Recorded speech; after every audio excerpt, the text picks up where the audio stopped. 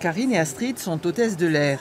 De récentes études prouvent que le personnel navigant a 3 fois plus de risques de contracter un cancer du sein. Alors les deux amies sont venues ensemble passer une mammographie. Continuez cette mammographie après avoir fait le chamallow.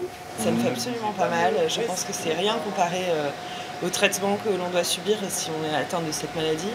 Et effectivement, c'est un examen anodin qui dure pas longtemps et qui se fait sans douleur. Dans ce centre pilote, elle bénéficie de l'expertise d'un logiciel français de médecine prédictive. Il évalue leur risque de développer un cancer dans les 5 ans. Il évalue un petit surrisque à 1,2% par rapport à la population générale. Étant donné votre densité un peu élevée, il recommande là, de commencer à faire des mammographies à partir donc, de maintenant et tous les 2 ans. Malheureusement, via mon association, je ne peux que constater que nous sommes de plus en plus nombreuses et très jeunes. Je préfère savoir que je suis dans une case à risque plutôt que de ne rien faire, parce que de toutes les façons, jouer à l'autruche n'apportera quoi que des problèmes à l'avenir. Dans ce service, depuis quelques mois, plus d'une centaine de femmes ont bénéficié d'un suivi sur mesure.